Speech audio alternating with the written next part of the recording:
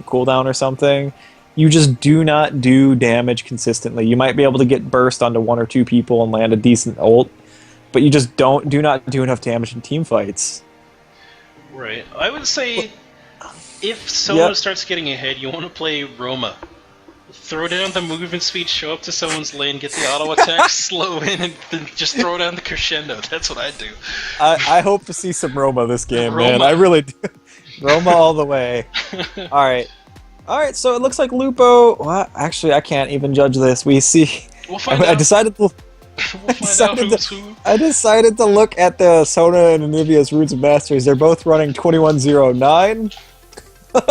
Both running ability power. I don't know what's going on in this game. You can't tell who's going where. Talk about the both are packing exhaust, both are backing almost identical summoners and masteries. What a bunch of jerks. Hard game, hard life. Yeah. I'll be right back, Stretch. Alright, sounds good. Alright, so going based off the rest of these two team comps, I'd say that both of them are pretty pick-oriented. The Crescendo, the knockup from Cho'Gath, the stun from Anivia, along with the wall, the zap from Jinx, the knockup from Rek'Sai. Just a huge amount of tools to be able to short CC people in place for just enough burst damage to come out from the rest of the team to pick up 1, 2, 3 members at a time very, very easily. And the funny thing is that same thing goes for Purple side here. Morgana binding, Vi punches, Katarina burst to follow up any of the CC is going to be easy pickings if they can land the initial CC on a single target and then follow in with the rest of the team comp. Tristana's fantastic in the late game. Trundle is fantastic at split pushing, so that they do have a little bit more versatility there if they want to play some rotational game. But otherwise, I'd say both of these team comps are very, very similar. The one thing that blue side does have going over purple side is they've got a lot of zone control. You want to be very careful where you're standing versus Anivia, versus Cho'Gath, versus Sona. So in these these prolonged team fights where the cooldowns have a second chance to come back up, if they're allowed to get that long, you got to be very careful. Talking about the resets potential on red side. I'm just talking about the drawn-out fight potential that comes out of blue side, actually. Like, if you have a second chance for in these team fights for, like, another Anivia Snowball and Icicle to come out, another, Cho'Gath knockup to come out, red side's got to be very careful as to where they stand in these fights, or they can get destroyed. Yeah, one thing, speaking on that, on the other side, the reset potential, it's actually, there are a lot of hard targets to kill on blue side. So that reset potential is going to be extremely difficult for the red team. Like, you have to basically either get Sona or get Jinx, because you have to break through that Anivia wall. Rek'Sai is really, really slippery and traditionally pretty tanky, and Cho'Gath we expect to go tank this game. It is going to be support Anivia as we see the Spell Thief's Edge coming onto her. Just what I ordered. So we got that. Alright. There's that. So, then that does mean that we're going to get that Sona mid matchup. She's got to be careful. Let me switch my overlay like a dumb. She's got to be very careful because, like, if Katarina gets ahead, she's going to show up in the side lanes and it's going to be devastating. It's going to be horrible for them. Trundle actually shows up in the bottom lane for the shenanigans. Tan and Kinslayer says, "Let's go, boys!" Just starts laying down the auto attacks on Argento Lupo. The flash punch comes out from Quickfire. That means he's not going to be able to get the devastating, the excessive force, or the denting blows for this jungle. I think he's going to have a rough first camp here, and might end up having to get a long leash. Looks like the stun goes down on Tan and delaying his back, and just it's going to take a long time for anyone to be able to get to where they want to get to. Pokemon Breeder Chris just says, auto attack. So I think this is going to be a successful fight for blue team, even though they were the ones that got invaded on. If Tannen started the pillar and didn't get anything out of it, so he's going to have a rough time in this top lane. They got the Vi flash for free. They forced her to start on Q, which is not the most efficient start for Vi. And it really didn't cost them anything other than Lupo's flash, it looks like. Yeah, I would be fine with that if I was blue. Yeah, Lupo flash just a little bit, but his flash doesn't really matter in this lane. Honestly, if he goes down into egg form and they're still auto-attacking him, they're doing something severely wrong and they're going to lose to this Trist. Pause comes in. Not sure what's going on. Hopefully somebody will let us know. Yeah, hopefully not too many technical difficulties. Casper DC'd a bit. I'm actually going to step away and get some water because it's very hot in my room. Yep. and I'll be right Okay. back. Don't dehydrate and fall over. Thank you. One thing I do want to point out too is something. Morgana goes Spell Thieves, which is great, and gets a ward, which is always a little bit questionable when you expect long, drawn-out fights. You don't really anticipate the need for vision, so by getting the ward, you're sacrificing 2 potions, which, since Morgana has no sustain, you really, really need something. You need some sort of durability in this lane if you catch 1 or 2 loose Jinx Rockets. Pause finishes. So we see both junglers starting on the Gromp Dumb Golems, this side objective, not a buff, that's become kind of the tradition. Up in the top lane, Tannen lands a nice binding, as we kind of expected with that pillar start. Tannen can't really do much. So Scarmander doing a really good job, being aggressive, trying to get as much of an edge as he can out of this level 1 advantage. Mid lane, Sona kind of just pushing in Katarina, not a whole lot going on. And Rek'Sai coming in for the sneaky level 2 gank, probably not going to get anything. He needs to go back to the jungle, man. You crazy. Oh my goodness. And somehow Carrots has already used his mana, all of his mana. He probably got a little aggressive. No, he started Zap, that's right. So Carrots interestingly starts Zap instead of the Rocket. So by starting Zap, he's not able to get any early poke down, which allows... I'm back here. Alright, welcome back, man. Okay, so you haven't... anything going on? Going back to the top lane, looks like Scarmander was so focused on landing his, or abusing his level 1 advantage that he actually lost track of farming. So even though he's bullying the crap out of Tannen, Tannen with the flask bot start has it able to just focus on farm. And that's about all that's been happening. Gotcha. And it looks like, I mean, Tannen's got the wave pushing up, so Scarmander's going to be able to build up a bit of this farm lead once it starts hitting his turret. He does need to be careful, though, and make sure he is getting these last hits, as I see a couple of them dying. Yeah. But he's going to be perfectly fine in this lane. He needs to turn on these spikes, you know. Get the brass going. Binding lands in the bottom lane from Economo onto Argento Lupo as the explosion shot gets thrown down onto Carrots McDuff. Good stun from Argento Lupo onto Economo is going to take him very, very low, though. And Scarmander is just so focused in trying to hold this Trundle back, even though it really doesn't matter that much, honestly. Why do we have Pokemaster Chris on the opposite team from Scarmander? I just realized. I don't know, man. They should be, It should be maybe Chris is trying to catch Scarmander. Maybe, that's what it is. Oh, in the mid lane, Casper going in on an Alexander Pendrag. It looks like Silent Merc is going to show up from the side there. Knock up, there it is, finally gets it, but Quickfire is going to show up from the brush. He flashes backwards, and that means that Alexander and Silent are going to be able to escape to that turret very, very easily as a good gank goes down. Yeah, just good map pressure by Silent right there. And, ooh, I mean... This is always tough because you need to push in this mid late, but you don't want to overcommit as the jungler and reveal yourself for too long. But you definitely got to stay and push both these waves up, because if Alexander Pendrag stays, or it's never going to be good if Alexander doesn't go back right now. Ooh, good stun comes down from Nivea in the bottom lane, chunks out Pokemon Breeder Chris for about half his HP there, and that's the thing you have to be careful about on Nivea. Is her base damages are so stupid high that it doesn't even matter if you've got AP or not. If something lands, it lands. There it goes again! Oh, like, what is that? Why is that allowed? The exhaust had gone down on Carrots McDuff, but that is not the person who's doing the damage right now. It's this Anivia that's just destroying. Every time we see support Anivia, we just comment on how stupid it is that her icicle does double damage. Like, come on. Oh no. There it is. Ooh, Icicle, auto attack does not finish him off, and he gets the last one anyway and says, you know what, thank you for proccing my full health ability. I'm just gonna come back. Actually, the Tormented Soil in the minions take him down quite low. And he goes to recall on the brush and instead takes a whole bunch more minion auto attacks. Yep. I am shocked this top lane is going as well as it is for Tannen, considering like I said, he was forced to start that pillar at level 1. Mm-hmm. But the Trundle sustain and the early flask plus pots just kept him in the lane during that hard period, and he is just outperforming Scarmander at the moment. Yeah, and he doesn't even need to really be that worried. You notice that Scarmander doesn't have too much kill pressure, considering that not only does he just hit level 6, so he can get a huge amount of health back, as you see Quickfire in the middle and going down to another knockup by Silent Mark. No. Crescendo actually comes out. Silent Mark and Alexander Pendrag were not on the same page, but it does not matter, as he just goes right underground and gets a second knockup here. This is going to be very, very scary for Red Side now. Anytime you see a Rec Side that starts getting ahead, you have to be afraid, because that damage gets stupid real quick. Yeah, though he's not that, like, the kill is nice, but he's still, Vaya's managing to keep even in farm, so it's, Vaya's not completely behind. Oh my goodness, but this, I don't know, dude. It's going to be interesting.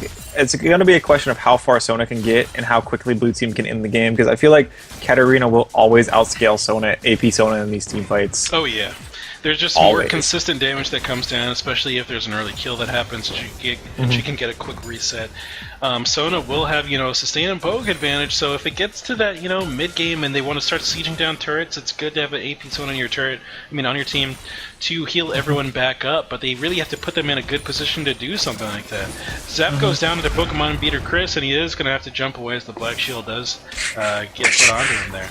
Did you say Pokemon beater? It's Pokemon beater Chris. You know what I meant. He just beats Pokemon, dude. Get in that Pokeball! You're weakened! Magento Lupo lands the stun onto Akonomo. Yep. Carrots getting auto attacked down by this Akonomo. Take me back down to that bottom lane. As we see actually in the mid lane, Exhaust goes down from Alexander Pendrag. Not enough to keep him alive though. It looks like Pokemon Beater Chris does jump in onto Anivia and gets the kill. The reset, Chris goes in under turret and picks up a double kill. Very zesty play, I like it. Quickfire actually ends up in the red side jungle, picks up a blue buff, a little snatch and grab here as he tries to dodge away from Quickfire. Actually gets away from the punch and walks towards him again. Does not realize he had dodged it quick enough, and now Silent is going to make it to the turret there as we see a kill happen in the top lane. Casper's just going to show up, trying to get a kill under this turret. Actually takes... Minion damage finishes him off at the very tail end of that fight there, and he kind of just walks away. Fadeaway kill right there. Yeah, so my boys will get you. Take care of my light work, boys. Yeah. Really just good dedication to Quickfire right there. He made the call for frick, what's her name, Katarina, to roam down and pick up the kill. Also, they got a little bit lucky with the minion wave walking in there, so Quickfire could show up and continue to threaten on the kill onto oh my goodness, onto Rek'Sai. Yep. Tannen going hard on the Scarmander, man. Yeah, just like, you know what? You look like you don't want to fight at all. You look like you don't want to fight me at all. That's not a real fight. Tannen's just like, I'm going to sit here and auto-attack up, sustain up for free, pretty much. Carrots McDuff getting some good damage down onto a Konomo. Picks up the kill immediately. Minion stuffs the zap, though, and that's going to mean that Pokemon Breeder Chris is just going to walk away. Alexander Pendrag on the LowElo Game shows up top lane, throws down the music after taking a couple auto-attacks from the turret. One more swipe from that club does take him out there, and now Tannen trying to play some vision game does not get to as he gets bitten by the Scarmander before he reaches the brush. And that's kind of what we were talking about when we say Sona just, her damage is so long, there's such a high gap between all of her damage potential. We saw all that burst come down, and then Sona just kind of sat there and stared at Trundle and got punched in the face. It's like, my music was not effective enough. Crap. Turning the page on my music. Give me a second while I tune my lute. Yeah. Oh my word. Knockup comes out from Scarmander, but Casper's just kind of like, what's up, bro? Doesn't really care about it. Jumps into Silent Mark as an escape mechanic, but gets knocked up there. Scarmander does not have any mana yet, and it looks like Casper recognizes that. He's just kind of running around toying with him in this lane. Throws down the ulti, trying to pick up the double, but the greed play will not be successful. Yeah, he was trying to bait out either one of the knockups right there. He waited very patiently until Rek'Sai had used his knockup, and then he went for the ultimate, but unfortunately he just did not have quite enough damage. We also see in the bot lane, Lupo picks up the Spell Thief's Edge and then immediately goes for the Tear of the Goddess. Looks like Lupo has no desire to go full support this game. He's going to try to be that AP mage. good wall comes out there and it forces Economo to flash over, knowing he'll take a huge amount of auto attacks from Carrots. Because the minion wave was so stacked up at the side of that, he would have gotten minion blocked a bit. It would have taken him probably 4 auto attacks to get out of that. Underneath the turret in top lane, Tannen just knocks over Silent Merc, no problem. Dash comes in from Quickfire and Economo is quite low. Carrots picks up the reset off that Morgana, is now throwing down the auto attacks here, trying to keep them off of this Argenta Lupo's dead body. Does not quite do the damage as the zap misses completely, and he's put 4 points into that. That's the thing about that maxing the zap first on Chinks. If it misses, you are in quite a bit of trouble. You also severely cripple your range. Tristana will slowly be scaling up in a, attack damage range, but Carrots is never going to get that until he starts putting points into his Q. So he's putting himself into a spot where he can't even trade anymore, because if that zap misses, he doesn't have the opportunity to trade auto attacks with range anymore. So bold strategy coming out of Carrots right now. Mid lane, Casper trying to go for the kill onto Alexander Pendrag, but the music lives on. Can't stop the music, man. Can't stop the music. Oh, never mind. The music has been stopped. It's been murdered. You can say that someone muted the volume. All right, I'm done here. No, like one more. You get one more stretch, and then I'm just leaving. You can find a new co-host, dude. Top lane, Tana is just walking up and getting these auto attacks down for free. Scarmander has not been too accurate with these knockups, and he's really paying the price for it. He's getting out-sustained, out-farmed, and just out-pressured in general. I do like this early Merc Dreads buy on Tannen, though. Gives him the mobility, gives him the magic resist he needs, as we see on the bottom lane. Silent Merc going in for a kill on Economo. Doesn't quite have the damage down yet. The Icicle of Truth does go in, and he hits him with the Freeze Pop. Oh my goodness. Hit him with the Freeze Pop, boys. Argenta Lupo showing up big this game, man. Holy moly. Yep, there's the stun. Yep, Casper's going to try to show up for our roam here, but the 3-man dive onto turret has already occurred as we see Silent Merc punching down the turret already. Ward spots out this Vi in the jungle before she can even try to join the fight, but Carrots Duff, I thought he was just getting bold. As Vi had turned around, the music gets played, they stop and dance for a second, and they say, alright, go back to killing him. Silent Merc actually goes in, does not land the knockup before the dash lands on... What is that stun AoE? What is that hitbox on that snowball? It's way too big. Completely missed. Nah, dude, it hit her foot. It hit her foot. That was it. Game over. What is the hitbox? What is that BS? Oh my goodness, Tannen going hard up tower, man. And this is the point you get with Trundle. Like, you know that the enemy can't fight you. Scarmander's out of mana, and if he does try to fight you, then he's just going to waste his time and you take down his turret. Yeah, blue team though, they recognize there's nothing they can do to help the top lane. They just killed the AD on blue, the AD and the jungler, so they go immediately for the dragon. Just a good play, good map reading. Could have. That's probably the earliest point they could do it, just because of who was winning where at that point in the game. Oh my goodness. Gets over the wall, looking for the pick on Economo, and the damage from Alexander Pendrag. The background music comes in and takes him out. Yeah, this is rough. Quickfire also in a really bad spot, trying to take his... What are you doing in Rek'Sai's jungle, man? You can see pretty much this entire middle of the map is Rek'Sai's. Exhaust goes down onto Casper there. The damage isn't enough to take out Sona, but Rek'Sai is going to say, you know what, friend? That was a nice play we made together. I'm going to get out of here. We got the blue buff. Worth. Yep. Blue buff worth. Trade my mid laner's life. Oh my goodness, I'm actually surprised that Katarina has done so well against the Sona. We saw the early 2 kills coming on the Sona at the start of the game, but Katarina stayed calm, got some magic pen, tried to make some roams, and then just killed Sona. That was it. Pretty much. She just killed Sona. I was expecting that not to happen for probably another 10 minutes. Yep. But it has already reached that point. Silent Merc forcing up this mid lane. He's looking at that Katarina like, you don't want to fight me. You just don't want to have me, no. And then he's like, caw, that's right. Caw, I'll hit you with this way OP snowball. The hitbox is nowhere near what the visual looks like. Icicle that'll follow you for days. Exactly. You flashed out good. Heat-seeking icicle. I'm gonna hit you with the freeze pop. By the way, just to keep everyone posted, Argento Lupo is at 245 tiers out of 750. It's getting pretty good stacked up on that. Tana just dodging the Qs out of Joe. By literally not changing his motion whatsoever. It just says, no, I'm good. I don't care. Oh, he'll back up once he sees the circle. Tana says, you know what, I don't care about your circle, please. Maybe Scarmander just going for the farm here, which would be the correct play. Yeah, he's got to do something. Uh-oh, the music comes up to the top lane, Zap lands, Tana flashes over the wall, good flash, and actually he might be able to scoot his way out of this one if he just chooses to walk around this. Never mind, he goes for the kills.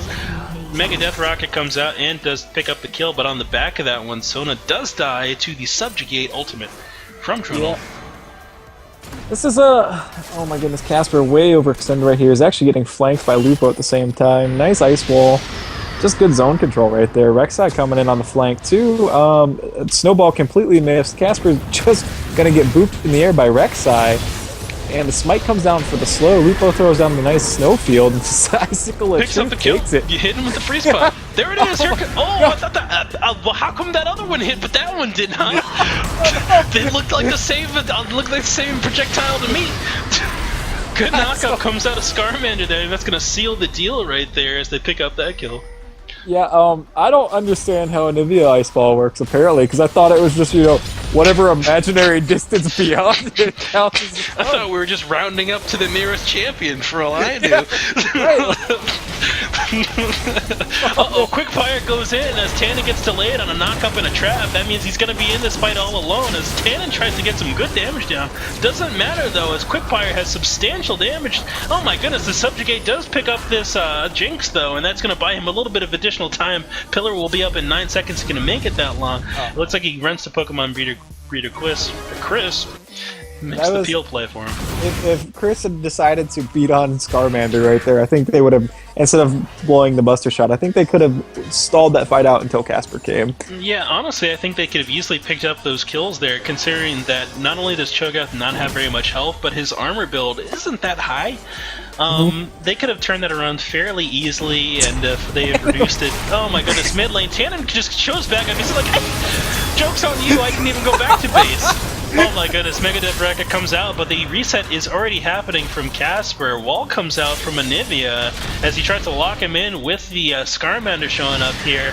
Casper's trying to run away, the exhaust comes out, and that will slow him down enough to get away from this fight. Knockup actually lands from over the wall, and he doesn't see it because there's no vision. Lupo decides he's got enough health to stay in the fight right now. Chucks a couple pots.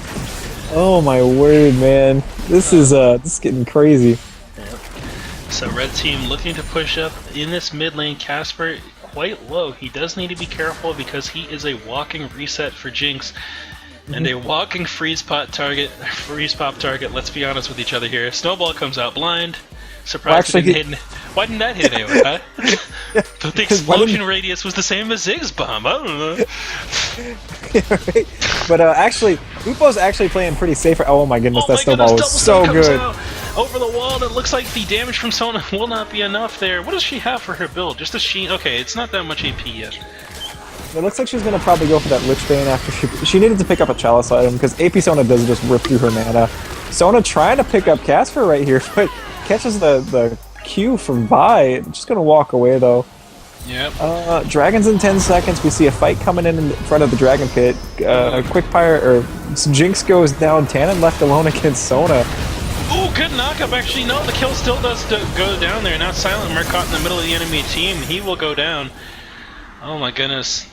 Do the Dargan. Tannen able to live quite a long time there because of that. Subjugate. No, the passive. King's Tribute. Healed him for a bunch there because people died around him.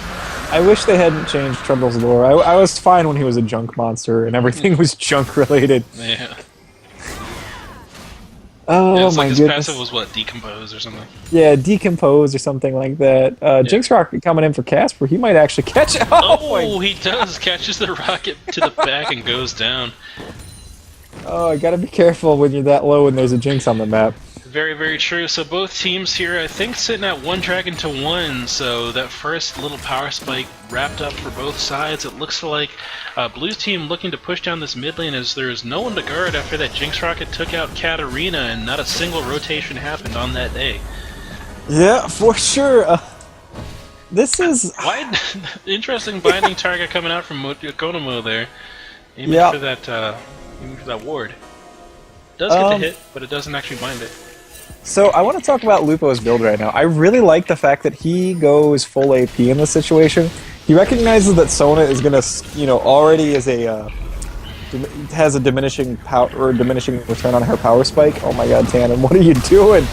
He's got this. Where's the subjugate? He's got the subjugate down. I'm serious though. I'm serious. He's actually got this. I'm not lying. Like Trundle is strong. That's how Trundle works. He's got Trinity Force and Borg, and that Cho'Gath has a lot of resistances and some health. He will live. Thanks for building all that armor for me, Finn. Sona was sick ulti. Oh my goodness, Chico! He comes out and that's gonna hit him with the freeze pop. So what the freeze pop? Casper says, I'm not getting out of this one. I'm gonna go back in and fight. Goes down immediately. Oh, do Baron. Do Baron right now. You guys that would be such a slick Baron, but they do need to be careful if Morgana and Triss do go in on something like that. They're all pretty squishy for the time being. They could go down. Even though that Triss is not optimizing their crit. It looks like they're going for a Last Whisper next? Probably. Yeah, going Last Whisper against this Cho'Gath is not a bad idea. It looks like Cho'Gath has decided he's just going to build straight armor this game. Getting 2 towers instead of the Baron is definitely the safer play. Probably the better play too. I just like the aggressive Baron calls when you can try to sneak them. I've watched way too much KT Bullets play where like they just suddenly have a Baron buff. It's like what even happened? the camera missed it. Everyone missed it. Like by the time they pan over, it's already 3/4 of the way done. Yeah, right? KT Bullets was an incredible team, man. Oh my goodness, these icicles and freeze pops are just amazing. Oh my goodness. Hits him with the ice cube, hits him with the freeze pop. Tannen just going hard. Tannen's just like, I don't have any respect for you, Cho'Gath. None. Here, look at my pillar. Oh my goodness. Damage going down in a quick fire. Alexander Pendrag chasing the kill. In the backline though, Casper picks up a kill onto Argento Lupo.